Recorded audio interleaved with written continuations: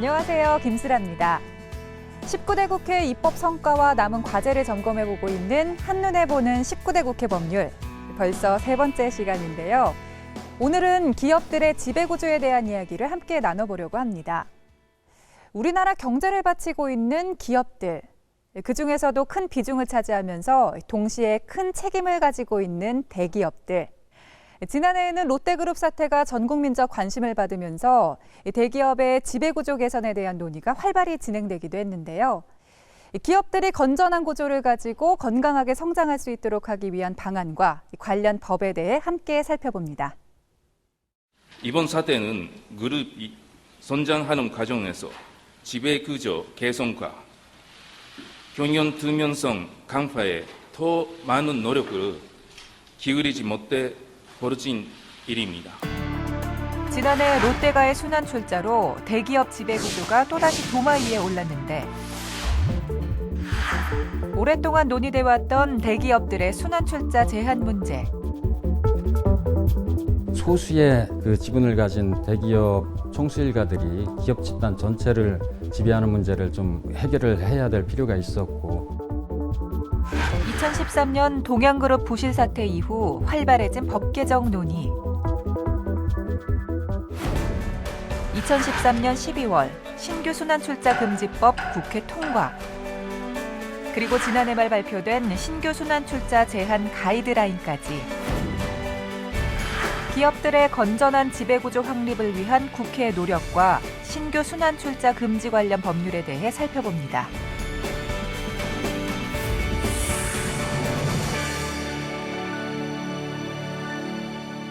국제통화기금 IMF의 긴급 자금 지원을 위한 협상이 최종 타결됐습니다. 우리는 이제 550억 달러를 지원받게 됐지만 우리 경제는 사실상 IMF의 법정 관리에 들어갑니다.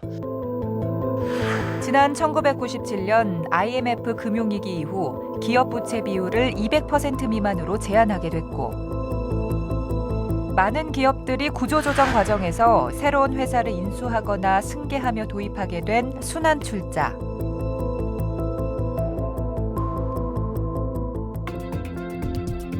순환출자란 대기업 집단 소속 3개 이상의 계열사가 A에서 B, B에서 C, 다시 C에서 A 방식으로 연쇄적인 출자를 해 자본금을 늘리는 방식으로 계열사를 늘리면서도 지배체제를 공고히 할 수 있다는 이점이 있습니다. 하지만 대기업 총수로의 경제력 집중, 부실 경영 지원 등 부작용을 초래하기도 했는데요.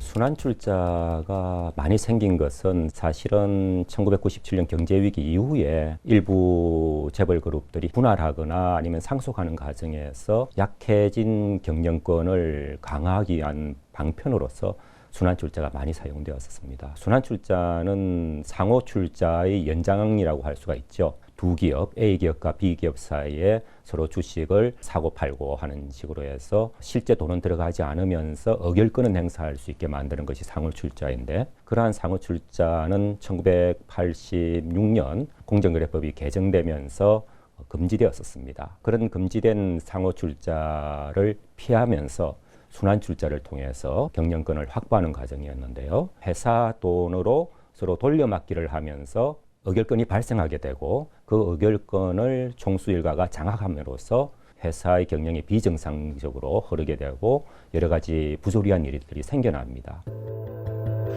순환출자가 심화되면서 소유 지분보다 많은 의결권을 총수 일가가 갖게 되고 이사회 등 사내 감시나 견제 기능이 약화될 수 있어서 이로 인해 불법, 탈법, 부당 내부 거래 등이 자주 발생할 수 있다는 겁니다.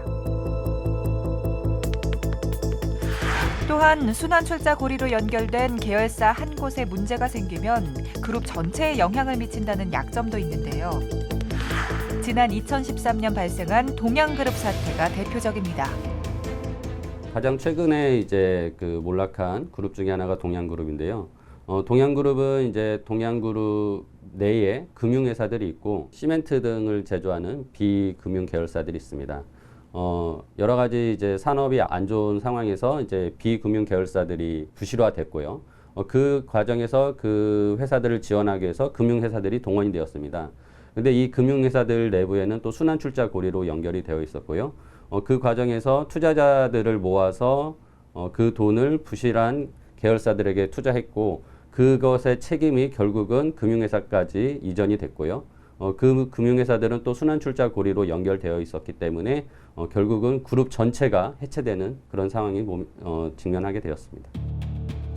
동양그룹은 주 동양이 동양인터내셔널에 출자하고 인터내셔널은 다시 동양레저, 레저는 동양증권, 증권은 다시 모기업에 출자하는 순환출자고리를 가지고 전 계열사가 연결돼 있어서 모기업이 부실해지자 그룹 전체가 위기에 처하게 된 구조였습니다. 이와 같은 계기로 순환출자 규제에 대한 국민적 요구가 높아지면서 입법 논의가 활발히 이어졌고 2013년 12월 관련법 개정안이 국회 본회의를 통과했습니다.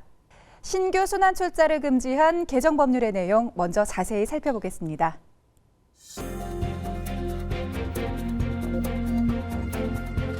(2013년 12월 31일) 국회 본회의 독점 규제 및 공정거래법 개정안이 통과했습니다. 가결되었음을 선포합니다. 상호 출자 제한 기업 집단 소속 계열사 간 신규 순환 출자를 금지하는 내용인데요.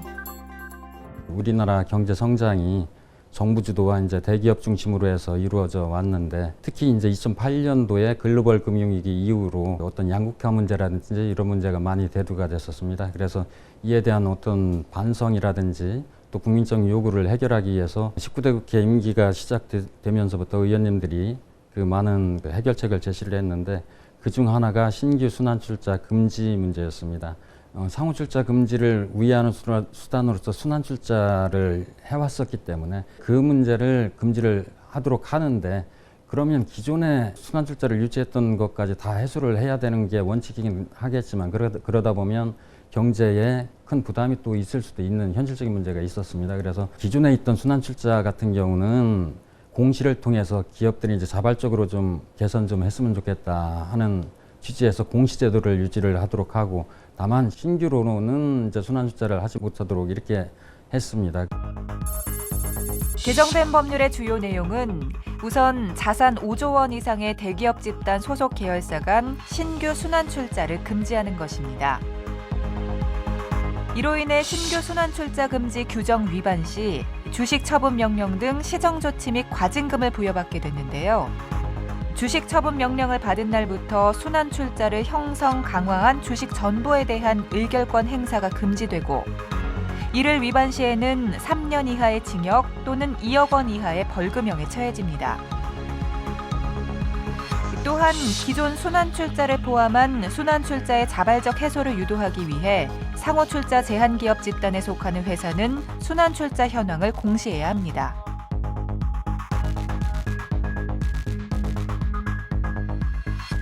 다만 회사의 합병 분할로 인한 순환출자는 예외로 허용되는데요. 신규 순환출자가 정확하게 무엇이냐?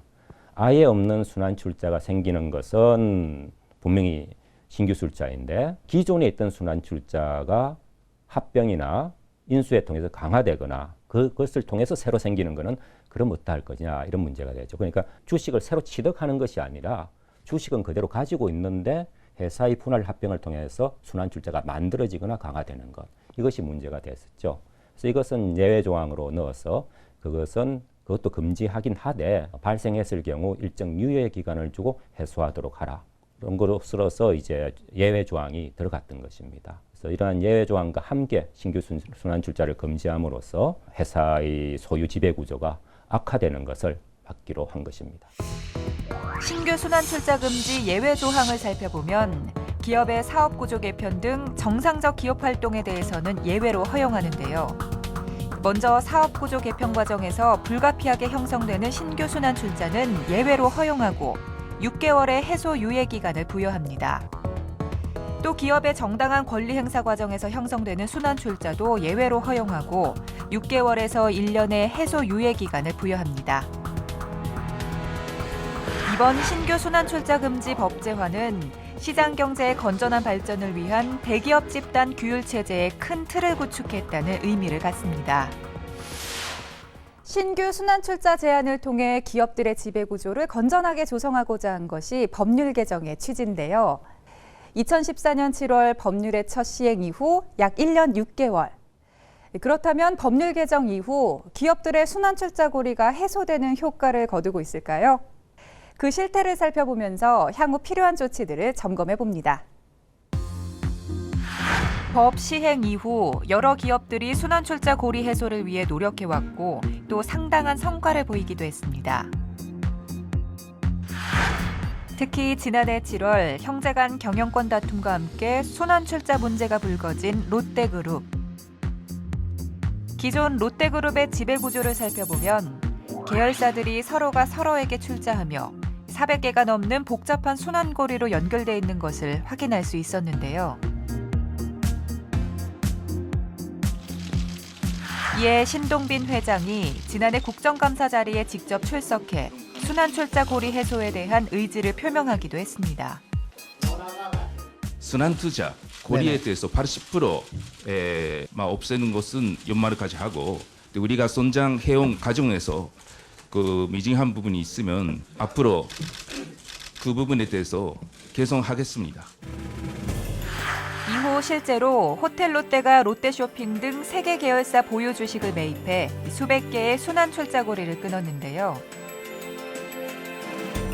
기존 416개 순환출자 고리 가운데 83.9%인 349개를 없애게 된 롯데그룹. 순환출자에 대한 금지 조항이 만들어진 이후에 자발적으로 이제 순환출자를 해소할 수 있도록 하기 위해서 공정위가 공시의무를 강화했습니다. 따라서 순환출자가 몇 개가 있고 얼마나 복잡한지가 계속 드러나게 됐고요. 그런 것들이 이제 재벌들도 부담이 되어서 일부 재벌들은 이제 순환출자를 해소하기 위한 노력을 보이고 있습니다. 가장 대표적인 게 최근에 경영권 분쟁을 겪고 있는 롯데그룹인데요. 롯데그룹이 가장 많은 순환출자 고리를 가지고 있었고 정말 복잡했었는데 신동빈 회장이 직접 지분을 인수하는 과정을 통해서 상당히 많은 수의 그 순환출자를 해소했고요. 이런 분위기가 계속적으로 재계에 확산되고 있다고 봅니다.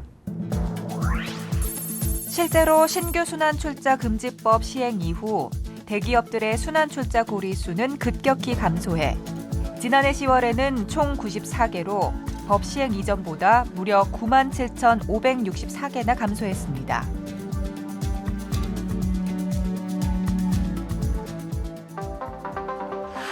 한편 합병 등을 통해 신규 순환출자가 불가피하게 강화되는 사례는 생겨나고 있는데요.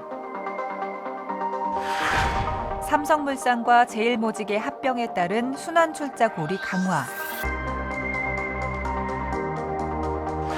또 현대제철과 현대하이스코의 합병에 따른 순환출자 강화 등이 이런 사례입니다.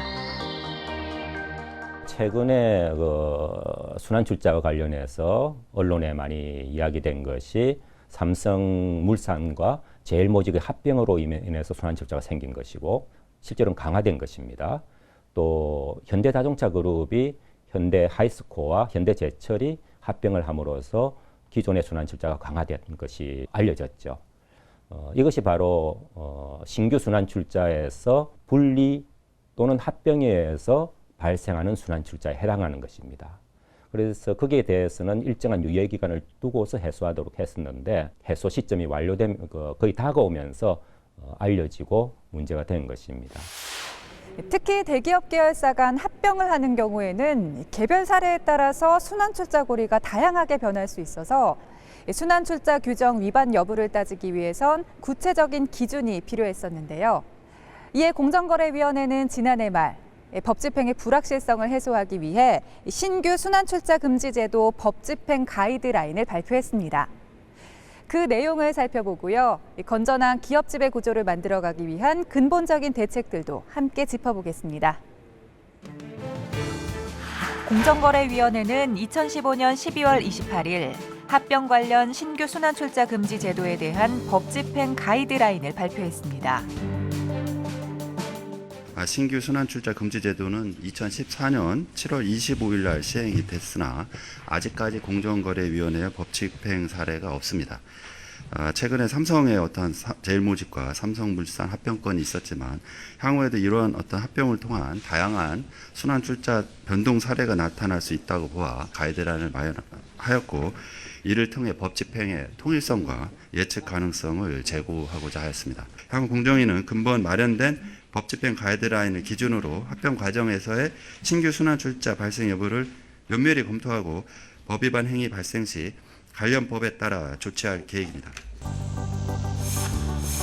법 집행 가이드라인에 따르면 합병으로 인해 기존에 없던 새로운 순환출자 고리가 형성되거나 순환출자 고리에 속하는 기존 계열출자에 출자가 추가되는 경우에는 순환출자 강화에 대해 6개월의 처분 유예 기간을 부여하도록 했습니다. 추가 계열출자 가운데 기존 고리 내 계열사 간 합병에 의한 계열출자는 고리 내 포함되는 전체 회사 수가 감소하는 점 등을 감안해 처분 의무가 없도록 했습니다. 또 순환출자 회사 집단은 각 순환출자 고리별로 존재하기 때문에 개별 고리별로 법 위반 여부를 판단해 적용하기로 했습니다. 이와 더불어 합병 등을 통한 출자고리 형성, 출자고리 강화의 예를 각각 제시해 기업들의 이해를 돕기도 했습니다. 한편 재계에서는 순환출자 규제 강화로 외국 기업의 적대적 인수합병에 노출될 우려를 표하기도 했는데요.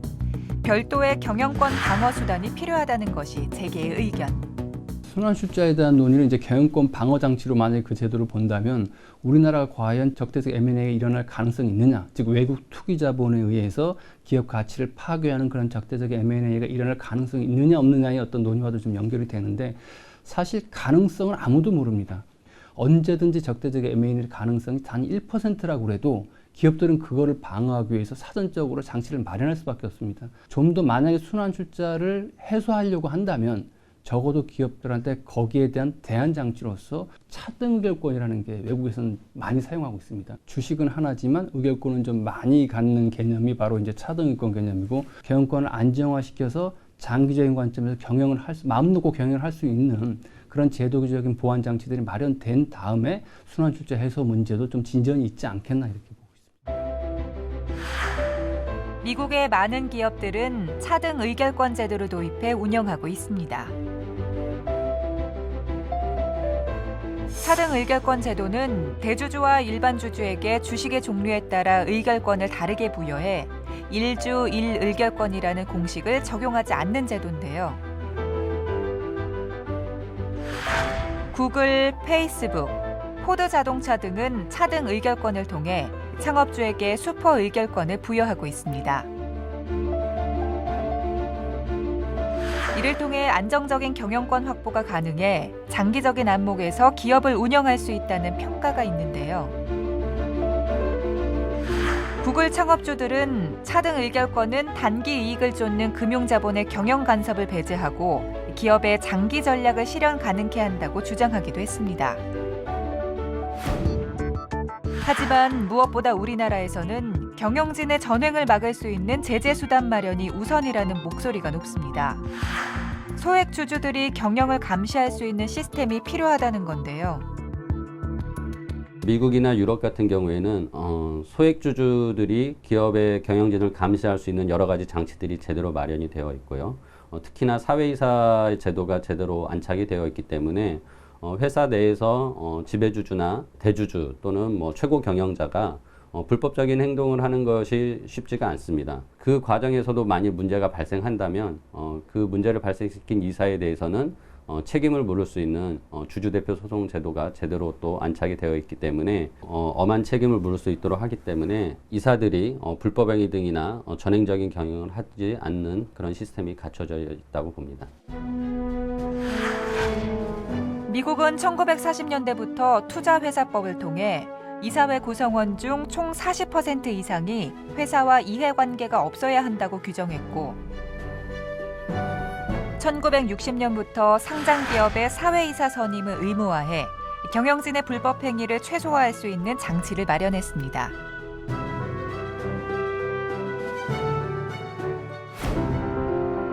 또한 투명한 기업 지배 구조 확립을 위해서는 근본적인 개선책도 마련돼야 한다는 목소리도 있는데요. 그 방법 중 하나로 지주회사 체제 재정비를 통해 지주회사로의 유입을 유도해야 한다는 의견이 제시됩니다. 해외 같은 경우는 대부분 지주회사입니다. 우리 같은 순환 출자를 가지고 있는 기업 집단은 거의 없고요. 우연히 이렇게 생겨서 있는 그런 정도가 몇 개 발견되는 경우는 있습니다만 대단히 중요한 경우는 아니고 지주회사 체제를 대부분 가지고 있습니다. 지주회사는 지주회사, 자회사, 손자회사라는 출자 단계가 명확하고요. 그래서 책임 소재도 분명합니다. 그리고 이 가공자본 또는 실질적인 부채를 무한히 증가시킬 수 없는 규제 자체가 들어가 있죠. 출자 단계에 대한 규제라든지 자회사나 손자회사에 대해서 최소 지분율에 대한 규제들이 있기 때문에 그런 경제력 집중에 대한 규제가 있습니다. 그렇기 때문에 이론적으로 볼 때 지주회사 체제가 순환 출자 구조가 훨씬 바람직하다. 그런 맥락에서 많은 유인들을 주는 정책들을 지금 펴고 있습니다. 또한 금산분리가 더욱 철저히 이뤄져 계열사들의 부실화를 막을 수 있는 구조를 구축하는 측면도 생각해 볼 수 있는데요. 증권 있죠, 이거. 이제 금산분리가 은행하고 우리는 은사는 돼 있습니다만은 은행을 제외한 보험증권 이런 건 안 돼 있습니다. 근데 금산분리가 안 되고 있으면은 이해상충의 문제가 굉장히 생기죠. 우리 그 동양그룹 사건에서 본 것처럼 특히 그 금산분리가 되지 않은 그런 순환출자 고리에서 금융기관을 통해서 고객들, 소비자들에 대해서도 얼마나 많은 피해를 줄 수가 있는 것이고 경제 전체에 미치는 피해가 얼마나 클 것인가 라는 걸 여실히 볼 수 있었습니다. 그렇기 때문에 일정한 규모 이상의 제조업과 금융사업을 동시에 하는 것에 대해서 이 규제가 필요하다. 그런 의미에서 금산분리가 필요하다. 경제 민주화의 일환이었던 신규 순환 출자 금지의 법제화. 법의 성공적인 안착과 더불어 우리 경제 실정에 맞는 기업 지배 구조에 대한 논의가 꾸준히 이어져 기업이 건강하게 성장할 수 있는 토대가 만들어지길 기대합니다. 순환 출자 규제의 근본 취지를 되짚어보면 건전한 지배 구조 형성을 통해 탄탄한 기업을 유지하는 데 있습니다. 특히 대기업 의존도가 높은 우리 경제에서 불건전한 지배구조로 인해 발생하는 피해와 그 고통은 고스란히 국민들의 몫이 될 텐데요. 신규 순환출자금지법 시행을 통해 투명한 지배구조를 가지고 사회제로서의 역할을 충실히 하는 기업들이 늘어나기를 바라면서 장기적으로는 우리 경제가 한 단계 더 도약하는 계기를 마련해 주길 기대하겠습니다. 한눈에 보는 19대 국회 법률, 오늘은 여기까지입니다. 저희는 다음 주에 다시 찾아오겠습니다. 함께해 주신 여러분 고맙습니다.